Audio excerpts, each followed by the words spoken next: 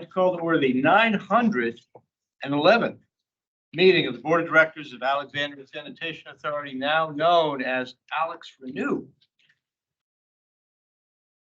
We take a look at the agenda, and I will entertain a motion to approve. So moved. Second. Second. Second by Ms. Hammer. All in favor? Aye. Madam Secretary, members of the public. Traffic again continues to impede your attendance. Okay. Let's take a quick look at the consent agenda. All it is minutes from our meeting in September.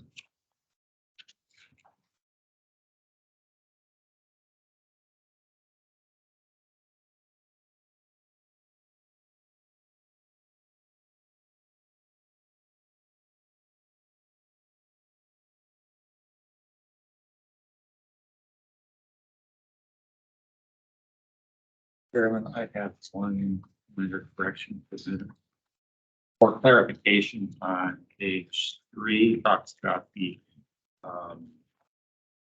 year end. I think it's good to say it's a pre-audit, it's a year end pre-audit statement. So you know, it ain't over till it's over till we get the actual report. And I would say approximately 7 million.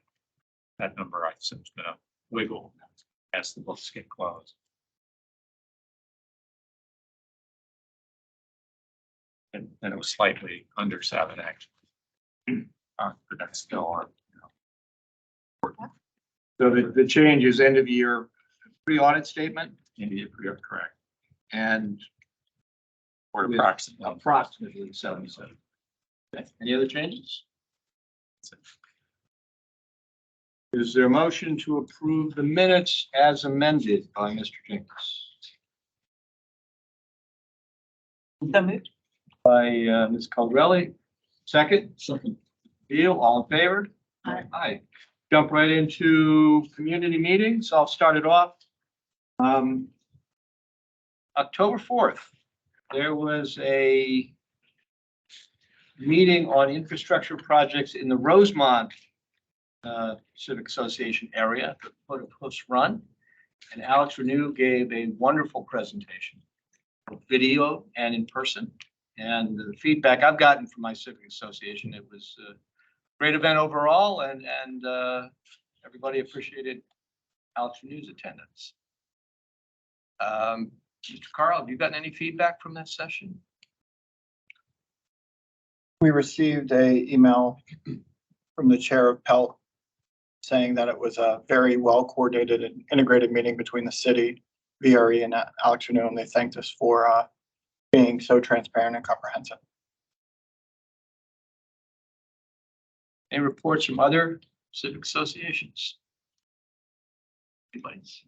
Del Rey's got stuff going on? Okay. Well, keep your eyes and ears open, and if you can, try to stop by your civic association.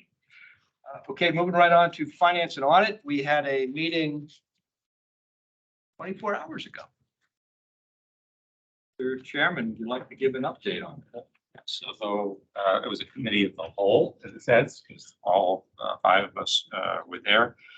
For the record and for anybody watching, we had a very productive, that's kind of a work session at the meeting where we discussed affordability and assistance, ideas and options.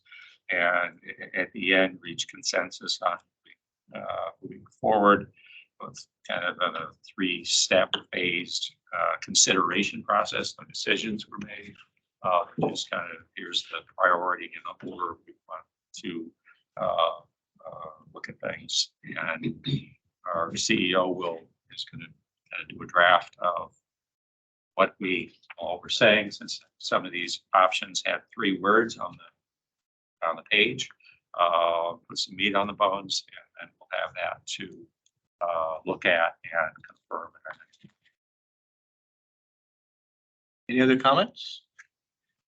Mr. Carl, did you feel like the board gave you some good direction and guidance from that meeting? Yes, and we circulated a draft today of the kind of the recap. It's on my list to go back and make some edits to that, and we'll circulate it to the board. just a one pager to make sure we got everything right before we start moving. I have to say, I thought that's exactly how a committee should operate. A lot of interplay of ideas, a lot of exchange between the members, but ultimately consensus after a lot of good discussion, and that's exactly how committees should work. So, very high bar is set for the governance. Any updates on governance? Nothing. Okay. Just one reminder for governance, there are some policies that now we're tracking them. So just to know that they're outstanding, there's absolutely no rush on any of these. But committees, financial, environmental justice were 3 policies that are still outstanding from the last governance meeting. So when we have a chance, circle back and we'll get those updated. And I thought that the financial committee wanted to review The audit piece is added. but we do need to look at environmental justice. So that'll go in front of the committee. Yes. And then just one reminder for the board retreat in the 5th and 6th. Clifton Strengths, if you haven't done it yet. Go through and complete the Clifton Strengths. We'll be doing a day 1 session on strengths before we do the team building event. You remind me again, is an email going to go out with? Yes, if you didn't get it, let me know. It should have come from Sally McGee. And if it didn't come through, I'll have her resend them. I got mine. Yeah, I got one. It was right after the last board meeting. Okay, I'll have to look. Sally McGee. Resend it. I may have Make junked it- her because it could have been external. It was definitely external. Yeah, because I get so many of those external ones, I just like kind of junk them. So I'll go into my junk. Encourage you to do it. I took my strengths and it takes about 45 minutes and it's really insightful, I have to say. Your weaknesses took 1 minute. By the way, it's strangely accurate. It is strangely accurate. So I recommend it. Good. Moving right along to new business resolutions regarding our stakeholder advisory group. So we thought about doing a slide deck, but it might just be easier to explain. The RiverNew program, since before its inception, when it was still a long-term control plan, had a stakeholder advisory group going back to 2016. That group, once the long-term control plan was finished, got reformed as the RiverNew Stakeholder Advisory Group. That group oversaw the RFP development for the tunnel system project and oversaw some of the construction work here at the plant. That group then ceased to function after its duties were performed. And then for construction, we formed the current Stakeholder Advisory Group. And that dated back to, I believe, 2020 was our first meeting. Currently, that group is set to expire in February of 2024. And we had a decision to make whether or not, one, we felt the need to retain a stakeholder group moving forward, given that we're coming down on the tail end of construction. So we had a discussion with the council board work group. We had a discussion with the deputy city manager, and we had a discussion with our stakeholder advisory group. And it was decided to give an option of, whether or not the group felt they still were providing value. And we had good discussions at our last 2 meetings. The group felt like they should be reconstituted in some form or another. But since city code only allows these groups to last for 3 terms or a period of 3 years, we have to look at a different avenue. So what we talked about with the group was reconstituting the stakeholder advisory group under the AlexRenew board as a temporary group for another period of 1 year, and we'll see where we are in February of 2025. At that point, we should be mostly out of the community with our construction activities for the most part and doing restoration work. So based on our schedule, and it didn't seem like going back through council was necessary to keep the group intact. I think the other piece to mention about our group, 3 of our members have been there from the beginning, so they already have a wealth of knowledge in the program. And our rest of our group has been together for 3 years. So we're not training anybody new or bringing in new people at this point. And I think another data point is Potomac Metro. station, that group also was set to expire and it was brought under the city manager at the time to make for the bus in the schedule so they could be there for an additional year or so. So we followed that guidance and developed our own internal resolution that we would like to adopt and bring our stakeholder group on in February 2024 as a group under the AlexRenew board. Mr. Carl, I did notice number 2 on the resolution says any future vacancies within the group will be left unfilled. So what does that really mean? The size of the group will slowly drop to a small number. I don't know. I think that we expect the 9 members to stay on board. But again, I think we were thinking about new members coming on and not really having a background on the program. So it was just easier to leave them unfilled because we'd have to go out and do all of the outreach that's necessary to bring on a new member unless it's appointed through Old Town Civic or something like that. So it was just easiest to leave it unfilled, given that we're probably only going to exist for 1 additional year and we expect the group to stay together. Any questions, the board? What comment? No, therefore. I think you need an extra E on therefore. See that? Spelled just like potato, by the way. For some reason, spell check did not. I like that. English way of spell. Any board discussion from the board? Do we need board approval for this or no? We do. Yeah, there's a memo. Kind of that, my long-winded explanation, the memo does a better job of it. Gives a history of the SAG. And this was very much their decision. No, I know that group likes being on that board. They learn a lot and communicate back to the neighborhood. The one big change is going from meeting every other month to quarterly meetings. Any questions from the board? Is there a motion to approve the resolution? So moved. Is there a second? Bill, all in favor? Aye. Aye. We are racing through the agenda. Customer service migration. Carl.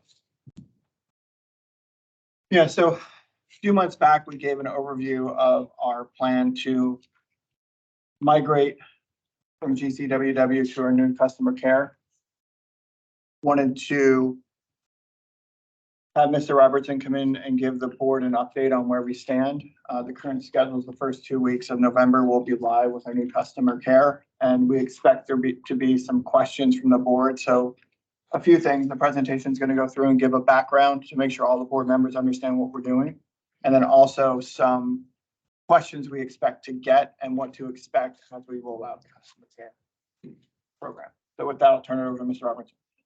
So, as usual, a great introduction into the PowerPoint, but I'd like to also remind everybody that this project's sort of driven because our current customer service provider, for a large portion of our customer services, basically got out of the customer service game. This sort of forced our hand to find a new vendor. So if you look at this slide here, the group that's backing out is Greater Cincinnati Waterworks. We usually call them GCWW in-house. They handle our billing, payment processing, online portal, and our call center services. So this slide sort of shows what our services are today. So in addition to GCWW, we have Promise that handles our payment plans. We have Virginia American Water, which, as you all know, owns the meters on our customers' houses and businesses. They provide meter readings to us. They also handle our start-stop services.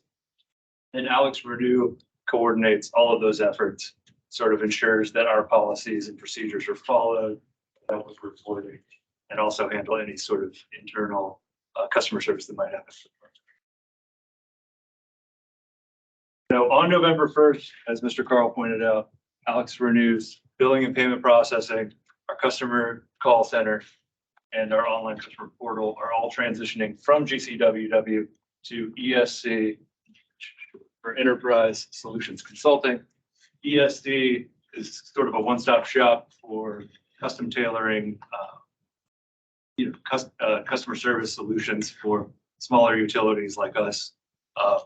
They have a number of utilities across the country, Chattanooga, San Francisco, to name a couple. There's a list too, if any of you like afterwards. But that gives you an idea of sort of ESC in a nutshell. It's an Oracle-based solution, and they'll offer a number of sort of improvements to our current customer portal, which will benefit our customers and AlexRenew as a whole.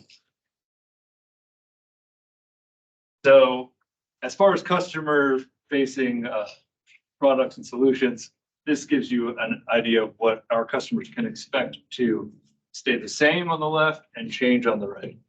So we often get compliments on our build design, actually. It was done fairly recently, so that's something that we didn't want to necessarily recreate here.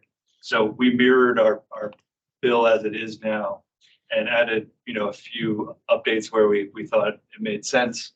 To the customer, they're probably not going to notice. Inserts are going to be the same size. They're going to look the same. They're going to have the same feel.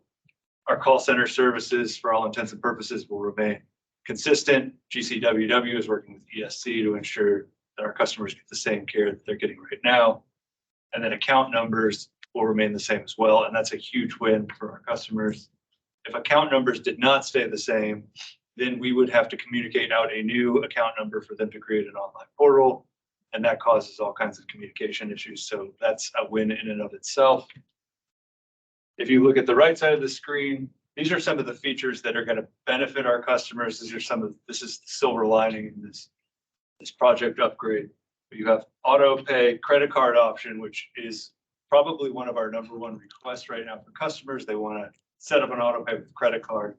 In GCWW system, you can only do ACH or through your bank, basically. We'll also have a chat feature, which we do not currently have. So if you are logged into the portal, you can chat directly with the rep. It's just kind of a nice feature that's often requested. I think you'll like the new improved design for the customer portal.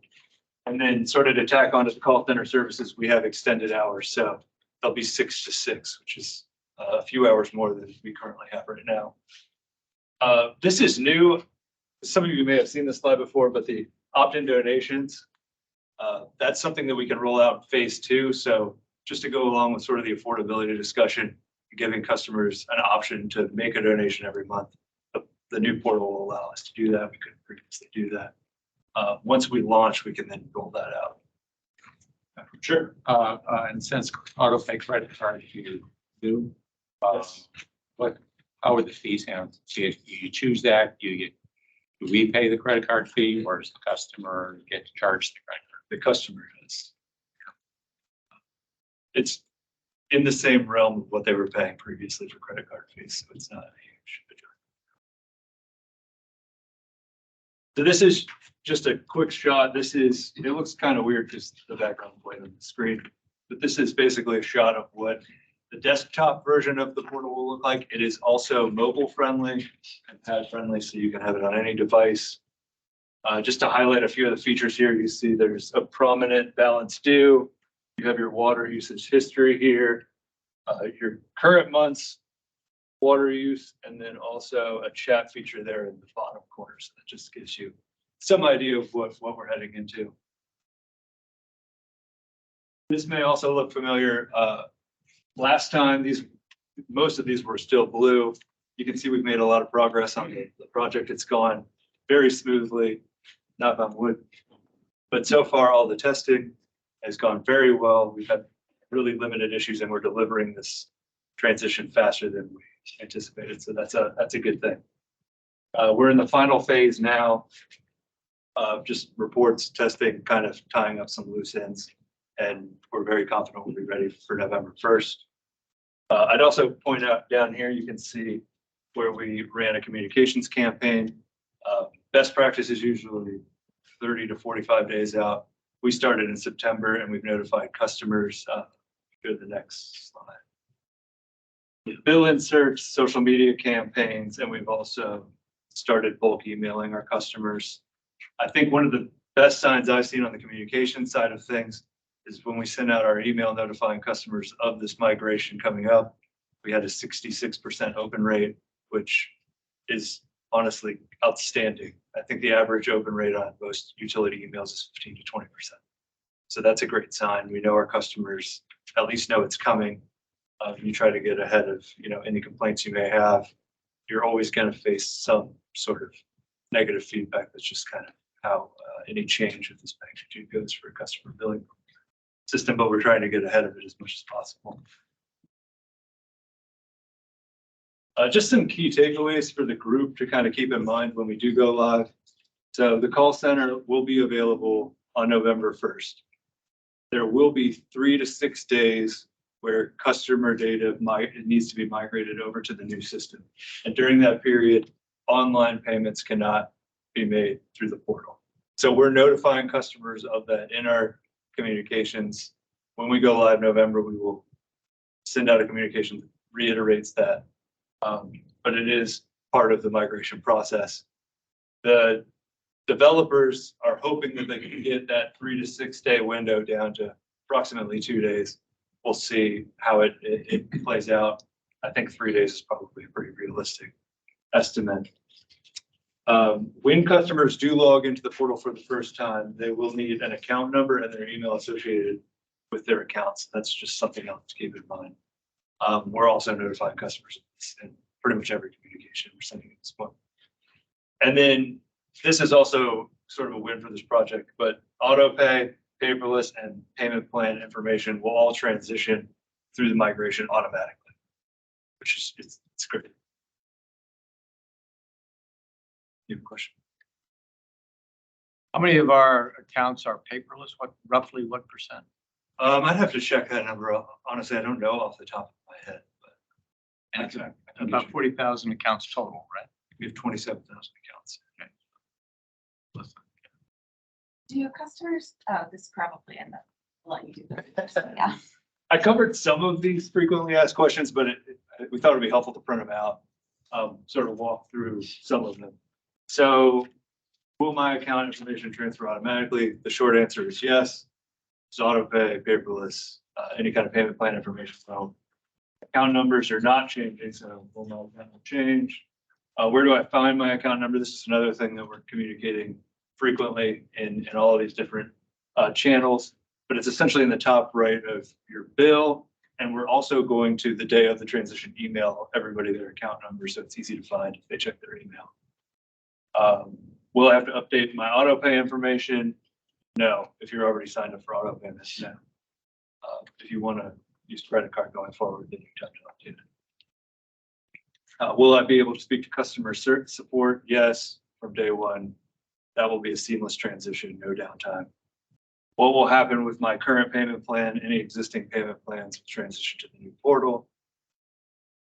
Will I receive a paper bill? If you currently receive a paper bill, you will continue to receive a paper bill. If you are paperless, you will continue to be paperless. That's the short answer. And then how do I log in and register my AlexRenew account? You'll need your account number.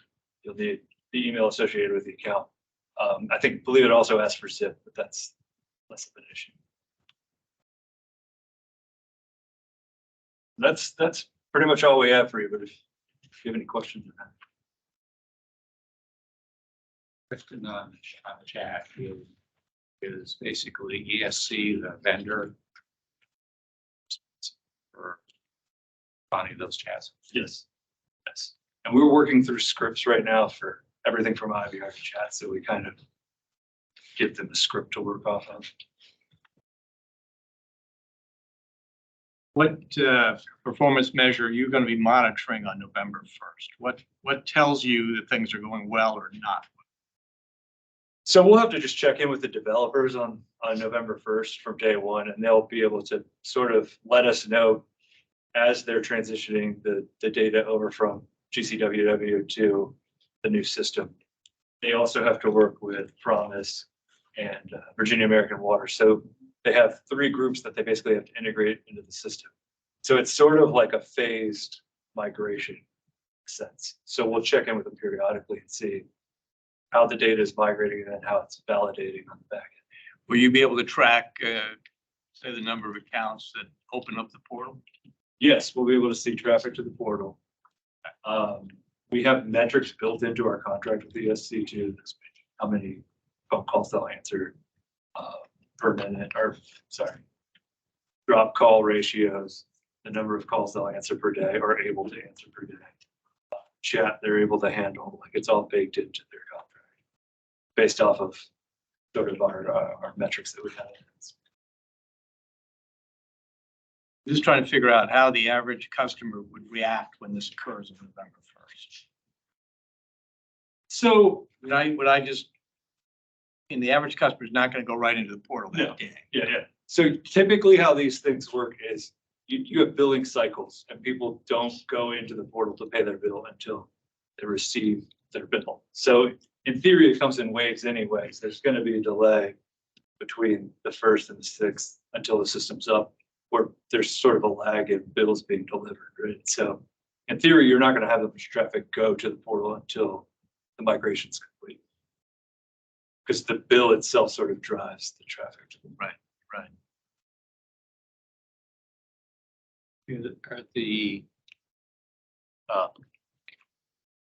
paying by check, put it in an envelope, is the envelope is the address where it gets sent, is the name where it gets sent the same as it is now? So we're updating the remittance slip. It is a different PO box, but it will be updated in the But remittance. it's the same, the address, the entity is addressed to is the same. Yeah.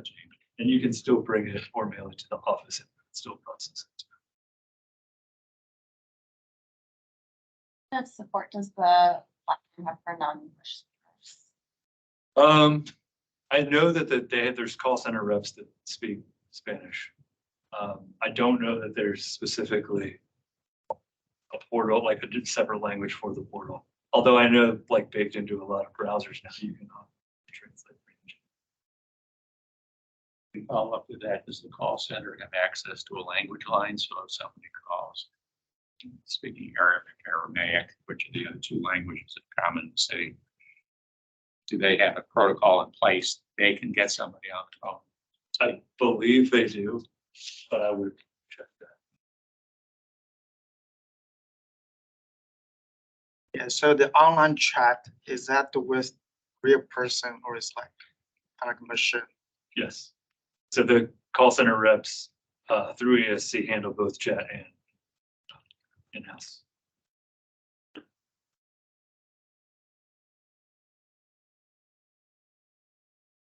Mr. Carl? Because this touches every one of our customers, and hopefully it's going to be a very gentle touch, but things can happen, right? Could we ask for maybe every week after the 1st of November, just to blast out email to the board about how's it going? And, include some metrics in there, how many people, how many calls to the call center, how many people have opened up the portal, so on and so forth. Just whatever metrics you're using, because, we did have a water utility in this area that had some trouble with our customer. Yeah, and we don't want to be like them.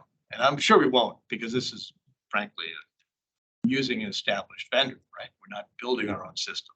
We are. And I think the other benefit we have sort of just as a utility is we have 27,000 accounts, even though we're serving a much larger customer base.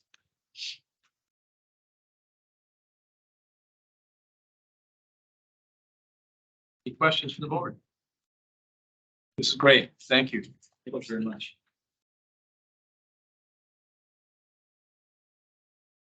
Moving right along. We are an hour ahead of schedule. Of course, the projected times on this agenda are based on detailed analysis. Okay, jump right into the monthly report, Mr. Carl. So I think going through the monthly report on page 1, I want to just highlight that we are in the process of the Innovation District pumping station being turned over. We're working through some land use issues with the deeds that the lawyers are working on. Once those are closed out, the pump station will be turned over to AlexRenew for operation. What has to happen is some of the declarations on the deed need to be cleared from previous ownership and interest in the property. Once that's all tidied up, we'll take ownership and start operations.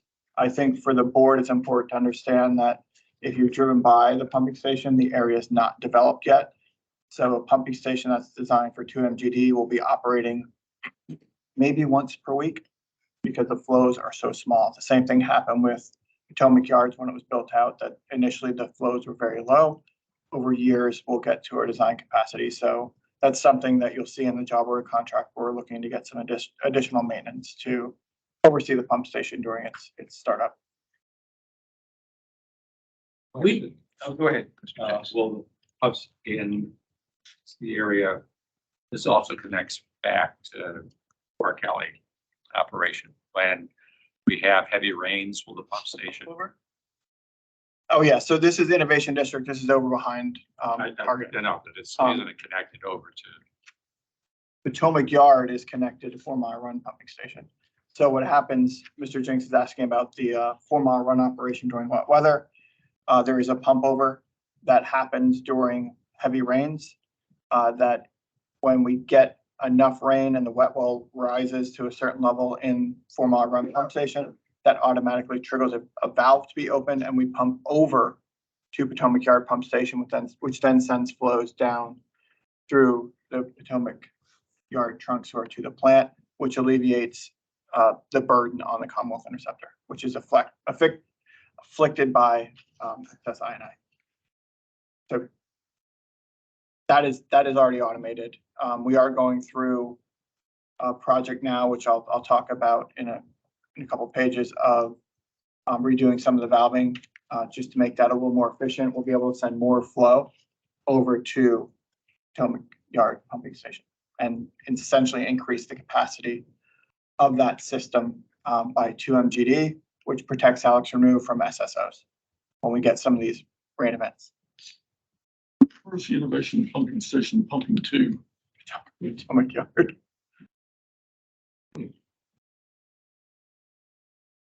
It's a big building for purpose, yeah. It's a nice looking building. It is, it's cool. Here, if you go by there, it's behind that total line. But eventually, where the shopping center is supposed to have 7 million square feet of development. Yeah, it may take a long time for that to happen, but it's eventually going to be much taller buildings if they build to their allowed heights than what's in Potomac Yard. I think that the third paragraph on page 1, as I noted at the last meeting, we issued a request for qualifications for our solids upgrade program using CMAR, Construction Manager at Risk. Statements of qualifications were due today. We got a very good response. Don't think I can say the number at the moment because I need to check with our procurement professional, see if they actually state the number, but very good response from the industry. That will build now on our preliminary and primary systems upgrade project. We had RFQ go out last week, and today we hosted an information session for contractors to get interest in that project as well. Both of those projects are between solids is 30 million, CPSU preliminary primary is around 60 million. We will be coming to the board in December to talk about how we plan on funding those 2 projects. Table 1-2 on page 2 of the report, as we noted, when you approved the job order contracts, we've listed out all of the job order contracts that are currently either on anything with money next to it is being negotiated or under construction. And then you can see the remaining job order contracts that are happening at the plant as well. Mr. Jinks, the 4 Mile Run pumping station valve modifications, that is going to increase the capacity of that pumping station. That's been in the works for about a year. But you can see some of the system improvements that we're making here at the plant. This is sort of IRR type work. Mr. Carl, going back to your previous comments about the solids upgrade program. As we get farther in the RFQ process, in the RFP process, is it going to change our CIP? Our estimates for capital needs? No, so I think there's to go back to the solids program, there's a solids master plan we're performing right now. There's a short-term improvement, that's this project, the 30 million, and then a long-term improvement over more 10, 15 years. We're still working on identifying our permanent solid solution. I think we're kind of waiting to see what happens with PFAS right now with respect to solid. We're waiting on some studies to come out for pyrolysis and some other technologies to see what happens to PFAS when it goes through some of these newer technologies. So that longer term project, the bigger spend, the $100 to $120 million spend, Yep. 10 to 15, 10 plus out. This solids upgrade is meant to get us reliable and move away from pre-pasteurization. Okay. Which is no longer supported. We're one of two in the country. So we don't expect so going through a CMAR process, you go through a open book pricing process. At 90%, you get a GMP. So we should have a pretty good idea going through the open book of where we're at when we get to GMP, and we want to make sure we stay within our initial budgets. Thank you. Thank you.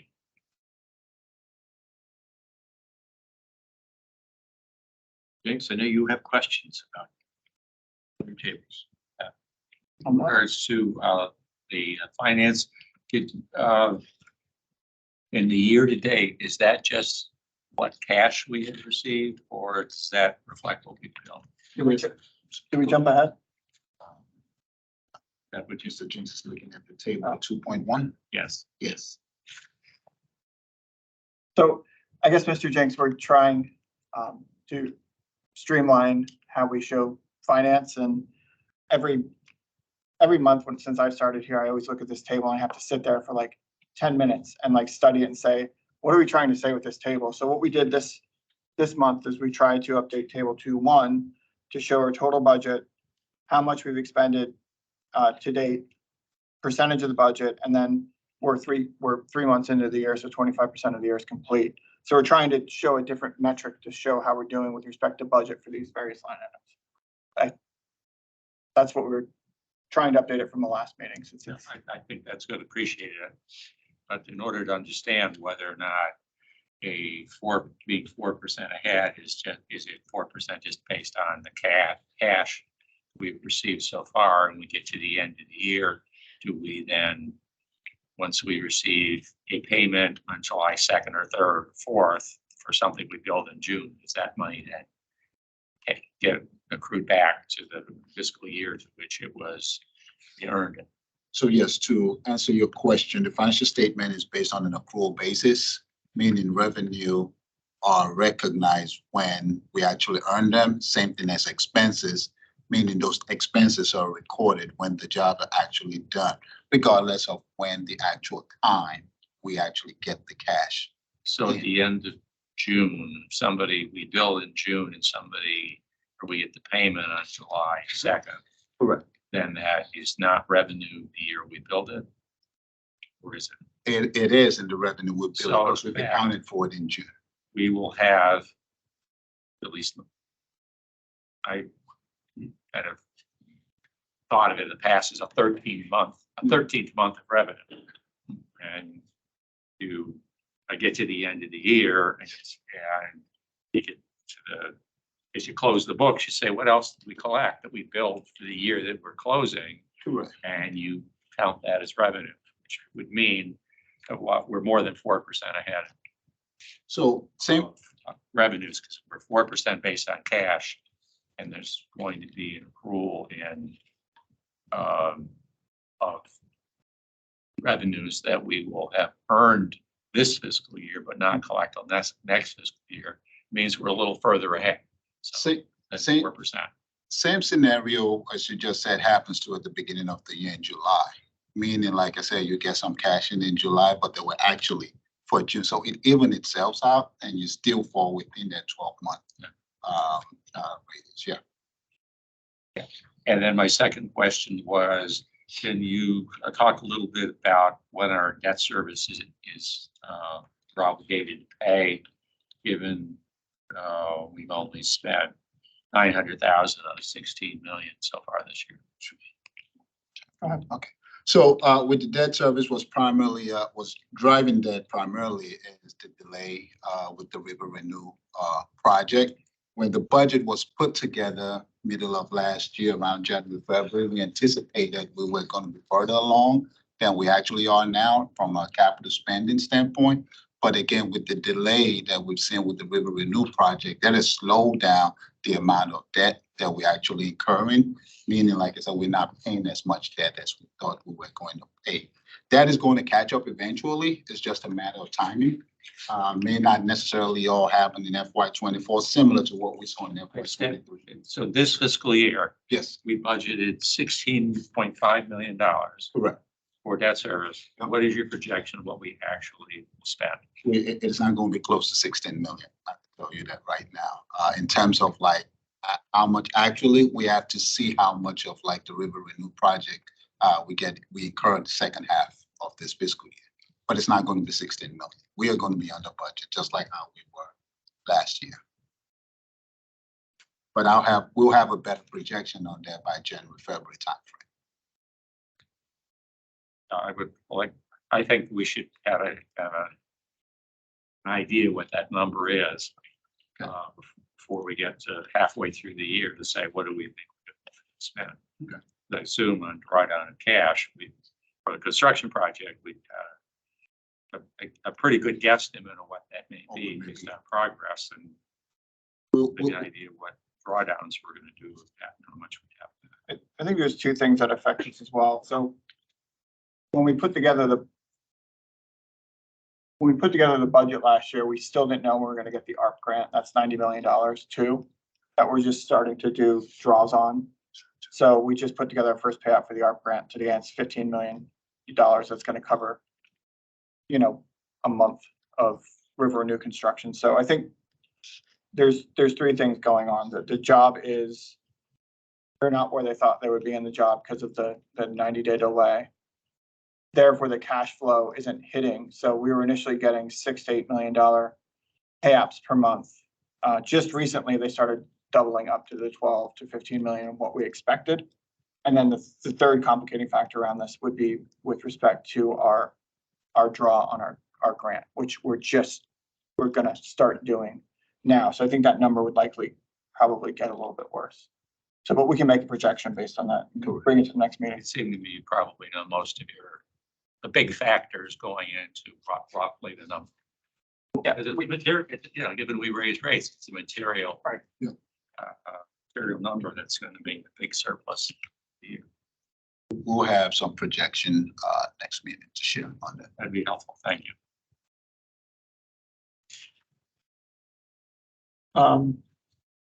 Going back to the previous page, River Renew, we shared the letter that went to the General Assembly on September 26th. We've since been in correspondence with Senator Stewart, Senator Surivel,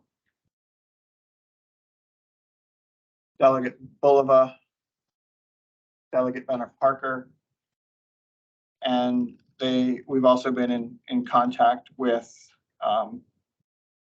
Secretary Boyles. So we're working through that process right now. We expect there to be a contingent that gets together to introduce legislation that supports extending the deadline to, right now we're saying July 1st, 2026, or push it down to DEQ and let DEQ make the determination on the date. So we've had positive movement. We are meeting with Delegate Bulova next week, as well as Delegate Bennett Parker will be coming out for a tour of the tunnel. So very positive progress, support from the GA, from DEQ, and from the Secretary that we're getting at this time. So we expect there to be legislation introduced. It's just which which one of those will end up being the primary authors. You said it'll be pushed out to 26. Do we have a sense? Are we asking for like a year, 6 months? Yeah, so what we said is currently the delay is 90 days. And I think we're noting that, our delay is we keep adding to the delay. And we're concerned about procurement of the pumps, electrical gear and things like that. Most recently, we heard there's been a delay of 150 weeks on transformers. Weeks. So things like that are going to continue to pop up. We've mitigated it. We found a different vendor, but we expect that to be an issue when we go to buy the equipment that's necessary, pre-purchase the equipment that's necessary for the pumping station. So we're hedging for a year. I think that's wise. 150 weeks. 152 to be exact. Where are the pumps made? It wasn't pumped, it was a transformer for our pumping station. Electrical gear. Made in the States or Eaton, yeah. Eaton? Eaton was one of Okay, the yeah. approved equals. Just while we're on AlexRenew, the dashboard, we talked about the delay. Most of the other work at the external sites is pretty much on schedule. On page 2 of the dashboard, you can really see the delays. The critical path is impacting AlexRenew the most. So we're behind schedule at the plant. I think big milestones. Our lane closure will start tomorrow on Jameson Avenue. We allowed the city 2 days to finish paving on Duke Street. If you wonder why it wasn't yesterday, city finished paving Duke Street. They're doing the milling and paving. So that will be finished. The road will be closed tomorrow. It doesn't impact us from a schedule standpoint. So we worked with the city to accommodate that paving. Work at the plant continues to move forward with our pumping station, the liners all the way up to the top. We're about 3/4 of the way up with our permanent liner. And then waterfront tunnel, we're under the river. We're out of the clay, we're into the sands. We are just south of Ford's Landing. Making good progress. Performing wonderfully. We did 90 feet the other day, which is insane in that soft ground. Mr. Carl, it's funny, I was comparing page 2, the bar charts from last month to this month. And it does look like we're accelerating. I mean, we're still behind the planned performance. But, just last month, 48% overall completion against a target of 54, so 6% behind. And now we're just 4% behind. So and strangely enough, if you look at the expend on page 5, it's picking up. Our last 3 pay-ups were pretty significant. Well, our last 2 pay-ups, well. So we're seeing almost double in spending. I don't know if that's going to sustain through the whole year though. At that rate. I don't think it will.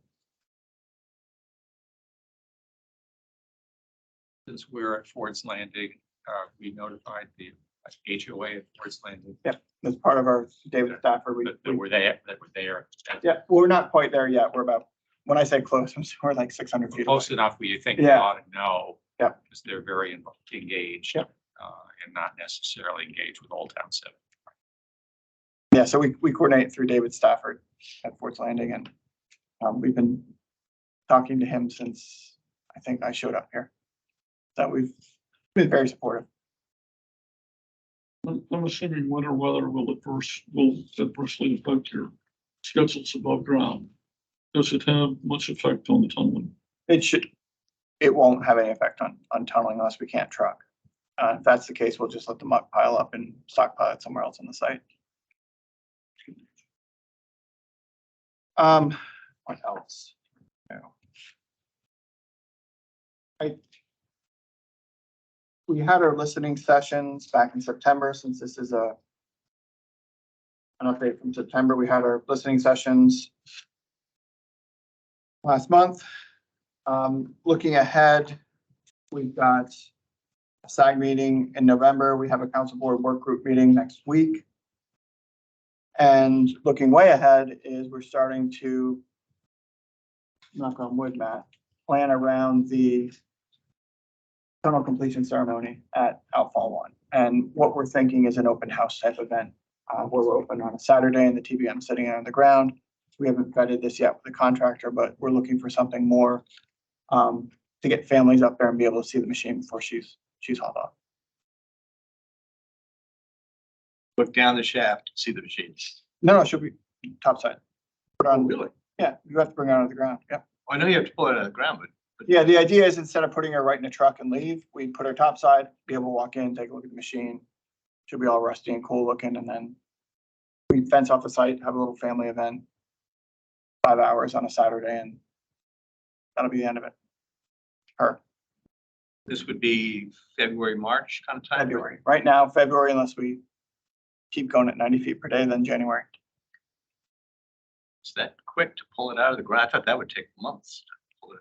The trailing gear, You just pull it. that took a The day. shield, Yeah. That's gonna be weird when she's gone. It's like, I feel like we just put it in there. No. Sure you can't take a left and do some more? We've gotten that question. This is down there already. No, I understand this. Not in the contract. The last page, page 7, if you wonder what we've been doing for the last month with mining, in the outfall 2 shaft, we actually took the top round of the tunnel out, and we installed, on the picture on the left, we installed a booster to boost the conveyor belt to give it enough oomph to move the remaining mile to 2 miles. It has to move it back from the heading of the machine. So that sits on top of the tunnel. You can see on the picture on the right, that's the booster system that's supporting mining operations and giving our belt a boost. In addition to that, we moved all of the ventilation out of the tunnel from outfall 2 to the plant, and our main primary ventilation is now at the outfall 2 site, providing fresh air into the tunnel. It gives us the ability to have a passing track now between the plant and outfall 2, which means we can run 2 multi-service vehicles, 1 for people, 1 for segments.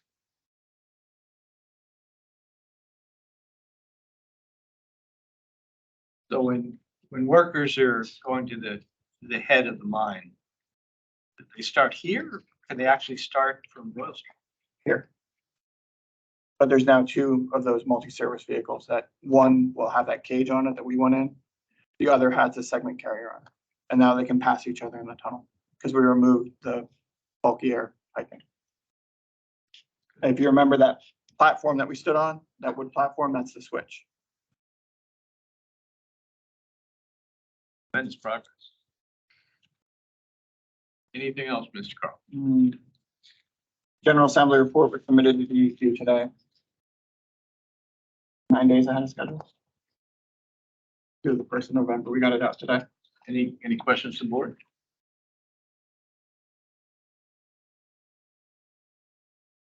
Carl, do you want to mention this fine document? I don't see anything else in here.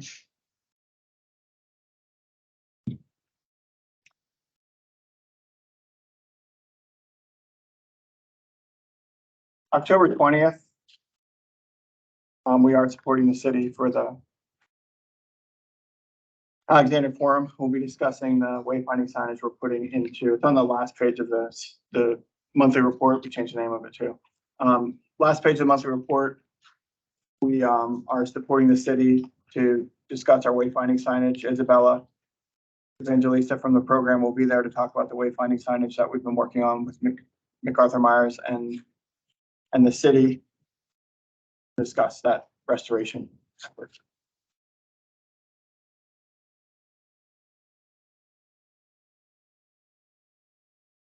And then lastly, we we're passing around a draft of the 2023 annual report. Really good photo of the board on page 1. But it's very similar. It follows our strategic outcomes like it has in previous years, updating the community on our various projects, some of our internal licensure and awards, community, and funding. It will not be printed on this type of paper. We will have higher gloss paper. This is just a draft. Pretty good.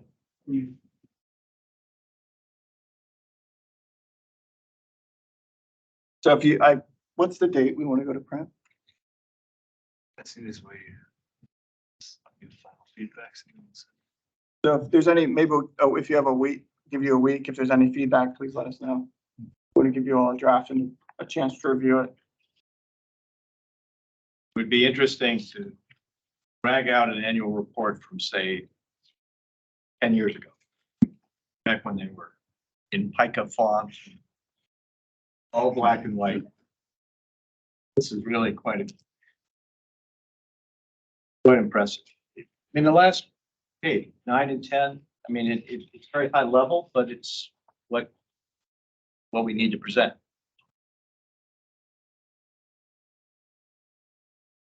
It's nicely done.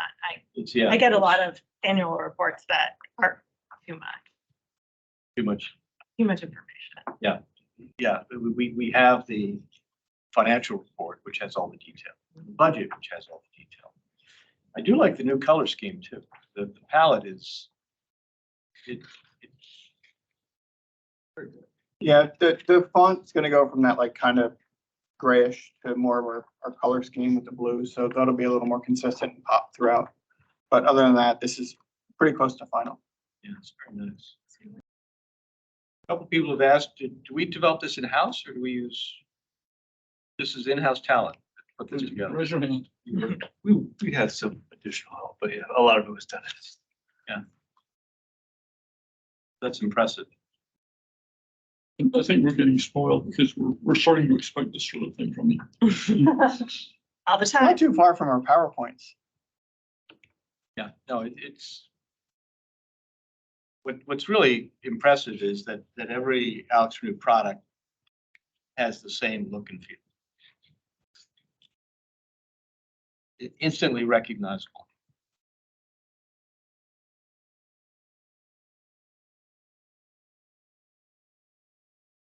Is this tagline new?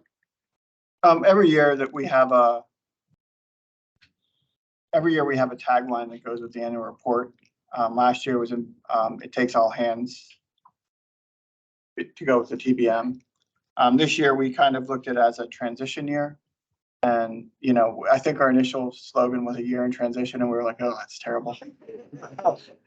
So we thought, we came up with building a sustainable future, and it's kind of in line with the AlexRenew and the investments we're making. And it also kind of hints at the transition of the organization as well over the last year.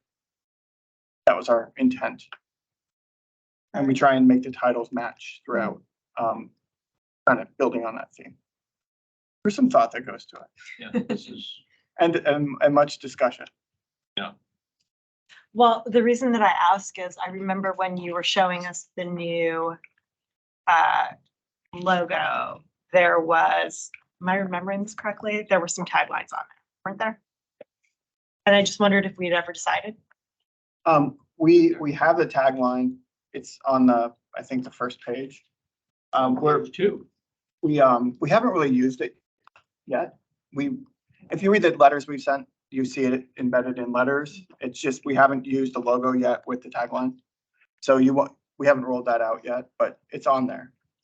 It's embedded in there. But yeah, it's the same as what we had presented before. protecting the waterways that connect us. Which reminds me, we have t-shirts for you all. When we break, we'll go get them. This is great. This is really good. Well, just one comment, and I don't know, it will ruin the look, but do you want to put some sort of note identifying pictures like that? That's a really stunning picture. What is it? Yeah, what is it? Could do on the On the inside inside cover. cover, Yeah. like Yeah. pictured on the. Yeah. Or in the Maybe on back the or something, yeah. On the back, you identify the front and back cover. Yes, that's a good point. That's a gorgeous sunset. I'm so used to looking at the shot that I'm, what do you mean? Doesn't everybody know?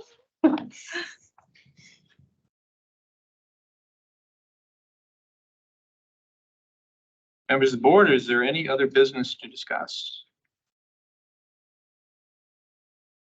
We entertain a motion to adjourn.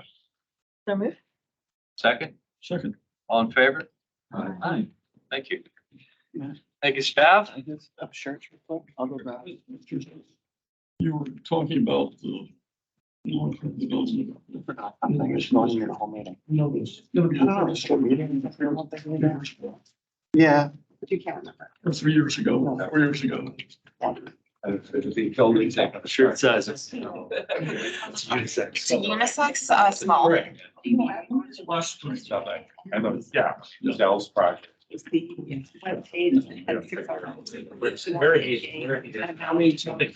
like 5 that. Yeah. Well, I. There all needs to be a big graphic. No, I know that. Yeah. I know. We're. Oh, it's that delegate. Ability Oh, you have a good night. Decide what you want to present. What? That's not an It's a collection of. I wanted to present, yeah. No, not just really. That. Is it send out by email? Are you already? It does. You do it quick? I think that's it. I just made one comment here, but you can take. Oh, okay. Yeah. Right. Is that okay? Yeah, that's fine. Okay, thanks. Going to shirt? And I did get the thing. Look very. I love sweating. Yes. You get your Bye-bye. swag, get your windbreaker. So much swag. I do not have a windbreaker.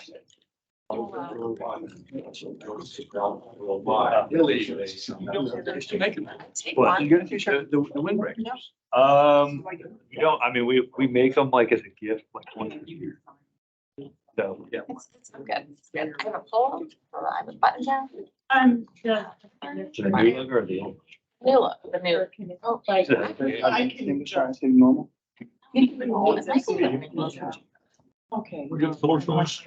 Set them on the thing. It was delegate. No, I said it. Yeah, you did say. Okay, yeah, I'll send you my. Yeah, large. I'm just kidding, whatever you want. Large is on kind You'll have it. If you throw the back to that. better. You got Amanda? Not necessarily. I can just bring my own. John, you, how did the railroad track discussion go? No. Union Station. No, I got something. Oh, they were. Harry, you have to let me know how the vegetarian sandwiches are. It was really interesting. Are they- Today it was a salad. Oh, salad tonight? It was a quinoa, kale,